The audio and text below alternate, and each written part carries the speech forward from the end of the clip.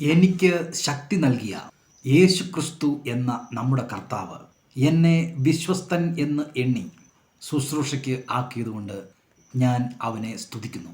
1 തിമോത്തിയോസ് 1-12 എനിക്ക് ശക്തി നൽകിയവനായ കർത്താവായ യേശുക്രിസ്തു എന്നെ ശുശ്രൂഷയ്ക്കായി ആക്കിയിരിക്കുകയാണ്. പ്രത്യേകമായി ഞാൻ എടുത്തു പറയാൻ ആഗ്രഹിക്കുകയാണ്. എൻ്റെ കഴിവിനാലോ എൻ്റെ ബുദ്ധിയാലോ എൻ്റെ മികവിനാലോ അല്ല, കർത്താവായ യേശുക്രിസ്തു അവൻ്റെ കൃപ ധാരാളമായി ചൊരിഞ്ഞിരിക്കുന്നതിനാൽ ഞാൻ അവൻ്റെ വേലക്കാരനായി ഇരിക്കുന്നു. പലപ്പോഴും നാം വിചാരിക്കാറുണ്ട്, ഞാൻ വിശ്വസ്തനാണ്, ഞാൻ വിശ്വസ്തനായിരിക്കുന്നതിനാൽ ദൈവം എന്നെ വിളിച്ചു, എനിക്കൊരു ശുശ്രൂഷ തന്നിരിക്കുകയാണ് എന്നൊക്കെ നമുക്ക് തോന്നുന്നത് എത്ര ബുദ്ധിശൂന്യമാണ്. ദൈവത്തിന് നമ്മിൽ കണ്ടെത്തുവാൻ ഒരു വിശേഷതയും ഇല്ല തന്നെ.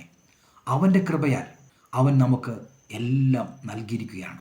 നമ്മുടെ ഓർമ്മശക്തി, സംസാരിക്കാനുള്ള കഴിവ്, ചിന്തിക്കുവാനുള്ള കാര്യങ്ങൾ എല്ലാം ദൈവം തന്ന ദാനമാണ്.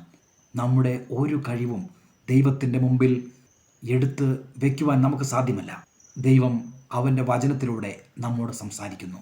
നമ്മുടെ ഹൃദയദൃഷ്ടി പ്രകാശിക്കത്തക്ക വിധം ദൈവത്തിൻ്റെ വചനം നമ്മോട് സംസാരിക്കുമ്പോൾ ആ ഹൃദയത്തിൽ അത് ഗ്രഹിച്ചെടുക്കുവാൻ കഴിയുന്നത് പോലും ദൈവത്തിൻ്റെ കൃപ കൊണ്ടാണ്. ദൈവവചനത്തിൽ നിന്നും ആത്മീയ സത്യങ്ങൾ നാം മറ്റുള്ളവരോട് സംസാരിക്കുമ്പോൾ അത് അവരുടെ ഹൃദയങ്ങളിലേക്ക് പകരപ്പെടുവാൻ ദൈവത്തിൻ്റെ പരിശുദ്ധാത്മാവ് നമ്മുടെ നാവിലൂടെ ചലിക്കേണ്ടത് ആവശ്യമാണ്. കേൾക്കുന്നവരുടെ കാതുകളിലൂടെ ദൈവത്തിൻ്റെ പരിശുദ്ധാത്മാവ് ചലിക്കേണ്ടത് ആവശ്യമാണ്. ഇതിനെല്ലാം ആവശ്യമായ ശക്തി ദൈവത്തിൽ നിന്നാണ് നമുക്ക് ലഭിക്കുന്നത്. പരിശുദ്ധാത്മാവിൻ്റെ ശക്തി ഇല്ലാതെ ദൈവത്തിൻ്റെ വേല ചെയ്യുവാൻ നമുക്കാർക്കും കഴിയുകയില്ല. അങ്ങനെ ഇരിക്കെ ഞാൻ വിശ്വസ്തനാണ്, ഞാൻ യോഗ്യനാണ് എന്ന് വിചാരിക്കുന്നത് എത്ര വലിയ മൗഢ്യമാണ്. കൂടുതലായി ദൈവത്തിൽ ആശ്രയിക്കാം. ദൈവത്തിൻ്റെ കൃപയ്ക്കായി അവനോട് ചേർന്ന് നമുക്കിരിക്കാം. ലോകത്തിൻ്റെ ചിന്തകളെ മാറ്റിവെക്കാം, നമ്മുടെ ബുദ്ധിയെ മാറ്റിവെക്കാം. ദൈവത്തിൻ്റെ ആത്മാവ് നമ്മുടെ ആത്മാവോട് സംസാരിക്കട്ടെ. ദൈവത്തിൻ്റെ മനസ്സ് നമ്മുടെ മനസ്സായി രൂപാന്തരപ്പെടട്ടെ. ഈ ലോക ജീവിതത്തിൽ നമ്മുടെ നാവുകൾ ദൈവരാജ്യത്തിന് വേണ്ടി ഉപയോഗിക്കാം. നമ്മുടെ കരങ്ങൾ ദൈവരാജ്യത്തിന് വേണ്ടി പ്രവർത്തിക്കട്ടെ. നമ്മുടെ കാലുകൾ സുവിശേഷത്തിനായി ഓടട്ടെ.